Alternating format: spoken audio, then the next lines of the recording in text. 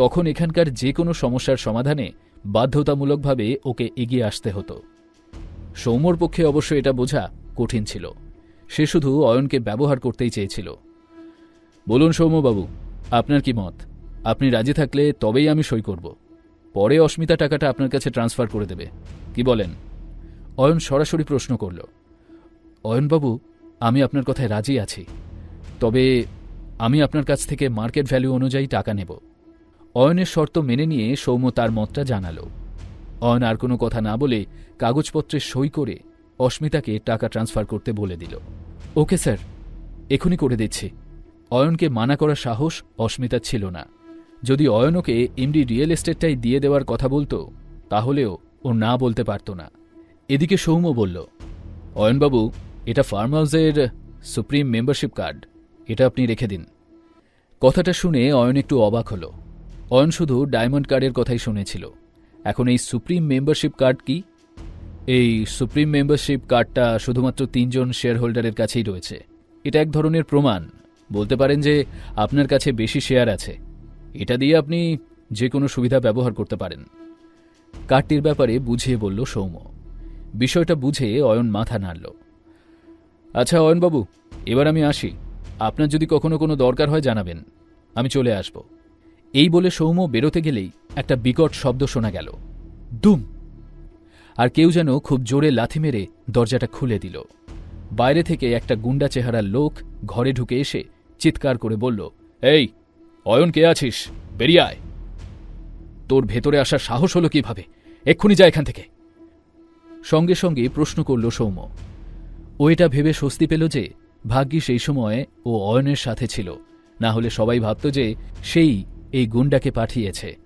অয়ন একটু বিরক্ত হয়ে তাকিয়ে রইল সৌম্য আর সেই গুন্ডাটার দিকে। তুই কি অয়ন? গুন্ডাটা অয়নের কোনো ছবি দেখেনি, তাই কে অয়ন সেটা চিনতে পারছিল না। সৌম্যর প্রতিক্রিয়া দেখে ওর মনে হলো যে এই অয়ন। যা জিজ্ঞেস করছি বল, তুই কে আর এখানে কিভাবে ঢুকলি? সৌম্য রাগ দেখিয়ে জিজ্ঞেস করল।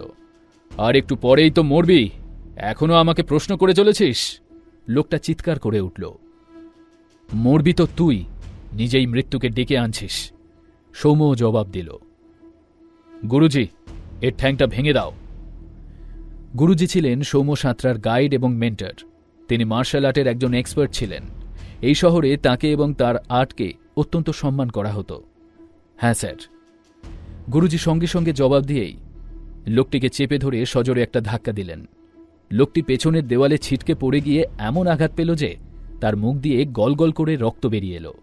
গুরুজি সেখানেই থেমে থাকলেন না, আবারও চড়াও হলেন লোকটার ওপর। লোকটা বুঝতে পারল যে গুরুজি মার্শাল আর্টে ওয়েল ট্রেন্ড। সে নিজেও মার্শাল আর্টে ট্রেনিং নিত বলে বুঝে গেল যে গুরুজি তার চেয়ে সিনিয়র। সত্যি কথা বলতে এই গোটা শহরে গুরুজির মতো প্রতিভাবান মানুষ খুব কমই ছিল। স্যার, আমাকে ছেড়ে দিন, সেই গুন্ডাটা অনুনয় করে বলল। এ কথা শুনে অয়ন বলল, ঠিক আছে, আপাতত তোমাকে ছেড়ে দিচ্ছি, কিন্তু তার আগে তোমাকে বলতে হবে যে নাটকটা তুমি এখন করলে সেটা করার জন্য তোমাকে এখানে কে পাঠিয়েছে। অয়নের অ্যাটিটিউড দেখে লোকটা কনফিউজড হয়ে গেল। এতক্ষণ লোকটা সৌম্য আর অয়নের মধ্যে অয়ন কে তা নিয়েই কনফিউজড ছিল। কিন্তু সেসব আর না ভেবে লোকটা সোজা উত্তর দিল, ব্রজ চৌধুরী আর সুহাসিনী চৌধুরী। তারপর সৌম্যর দিকে তাকিয়ে বলল, স্যার ক্ষমা করে দিন, আমি তো শুধু ওদের অর্ডার মেনে কাজ করছিলাম। লোকটির বিভ্রান্তি দেখে এবার সৌম্য বলেই দিল, আমি সৌম্য সাঁতরা, আর ইনি হলেন অয়ন রায়চৌধুরী। এটা সৌম্যর বলার আরও একটা উদ্দেশ্য ছিল। ও অয়নকে বিশ্বাস করাতে চাইছিল যে এই গুন্ডাটা ওর লোক নয়। লোকটা এবার নিজের উপরেই রেগে গেল, এটা ভেবে যে ও এতক্ষণ ভুল লোককে অয়ন ভাবছিল। এদিকে সৌম্য সাঁতরার নাম শুনে ওর চোখ বড় বড় হয়ে গেল। সুহাসিনী চৌধুরীর কথায় আজ ভালো গাড্ডায় এসে পড়ল সে। ওই রজতকে বাঁচাতে গিয়ে ও কাদের গায়ে হাত তুলতে এসেছিল। এখন যখন লোকটা অয়নের দিকে তাকালো, ও দেখল অয়ন চুপচাপ দাঁড়িয়ে হাসছে। তাকে হাসতে দেখে লোকটা বলল, স্যার আমাকে ক্ষমা করুন, আমার ভুল হয়ে গেছে। আমাকে ক্ষমা করুন মানে? এতক্ষণ হুমকি দিচ্ছিলি আর এখন ক্ষমা চাইছিস? নাটকটা যখন তুই শুরু করেছিস তখন ফল তো তোকে ভুগতে হবেই। অয়ন মজা করে কথাগুলো বলল। দয়া করে আমাকে ক্ষমা করুন স্যার। লোকটা ভয়ে ভয়ে বলল, ঠিক আছে, সে নয়তো ক্ষমা করে দেব, কিন্তু একটা শর্তে। যে তোকে এখানে পাঠিয়েছে এক্ষুনি তাকে ফোন কর। অয়ন বলল, হ্যাঁ স্যার, এক্ষুনি করছি। বলার সাথে সাথেই ফোনটা বের করে ফেলল লোকটা। অন্যদিকে চৌধুরী পরিবার রজতের কাছে হাসপাতালেই ছিল। সুহাসিনী রজতকে খাইয়ে দিচ্ছিলেন। মা, তোমার ওই লোকটা এখনো ফোন করেনি কেন বলো তো? কখন ফোন করবে ও? মা, আমি কিন্তু কিছুতেই ওই অয়নকে ছাড়ব না। সোনা, তুই কিচ্ছু চিন্তা করিস না।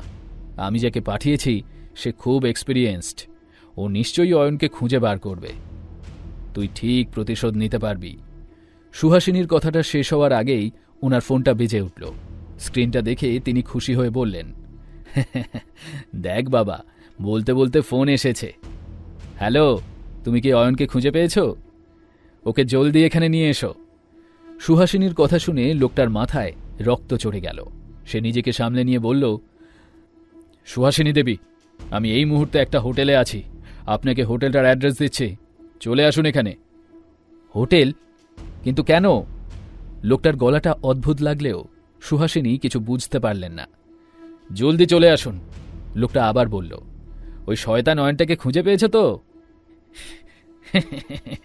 আমার রজতের হাতে ওকে তুলে দিতেই হবে। সুহাসিনী নিষ্ঠুর হেসে বললেন, হ্যাঁ, অয়নকে তো আমি খুঁজে পেয়েছি, কিন্তু আপনাকে এখানে আসতে হবে। যদি এক্ষুনি না আসেন তাহলে আমি অয়নকে ছেড়ে দেব। লোকটা এবার বিরক্ত হয়ে বলল, কি বলছো এসব? তুমি কি জানো তুমি কি বলছো? আজ্ঞে হ্যাঁ, আমি জানি আমি কি বলছি। আপনি এখানেই চলে আসুন, না হলে আমি অয়নকে ছেড়ে দিচ্ছি, ব্যাস। এই বলে লোকটা ফোন কেটে দিল। তার কথা শুনে সুহাসিনীর চোখ রাগে লাল হয়ে উঠল। মা, কি ব্যাপার? কি বলল ও? ও কি খুঁজে পায়নি অয়নকে? সুহাসিনীর চিন্তিত এক্সপ্রেশন দেখে জিজ্ঞেস করল রজত। আমার তা মনে হচ্ছে না, তবে ও একটা অদ্ভুত দাবি করছে। ও আমাকে একটা হোটেলে যেতে বলছে এখনই। বিভ্রান্ত হয়ে বললেন সুহাসিনী। ঠিক আছে মা, চলো, এই সুযোগটা আমি ছাড়ব না। আমার সামনে যদি ওই অয়নকে নাকে খত না দেওয়াতে পেরেছি তো আমার নামও রজত নয়। রজত বিছানা থেকে উঠে নেমে বেরোনোর জন্য রেডি হল। ব্রজ চৌধুরী এসব যত শুনছিলেন ওনার চিন্তা বাড়ছিল। মোট কথা, তিনি কোনো ঝামেলায় জড়াতে চাইছিলেন না। তিনি দুশ্চিন্তা প্রকাশ করে বলেন, আমার মনে হয় না তোমাদের ওখানে যাওয়া উচিত। এটা তো একটা ট্র্যাপও হতে পারে। আচ্ছা, তুমি কেমন বাবা? নিজের ছেলের এমন অবস্থা দেখেও তুমি নিজেকে শান্ত রাখতে পারছো?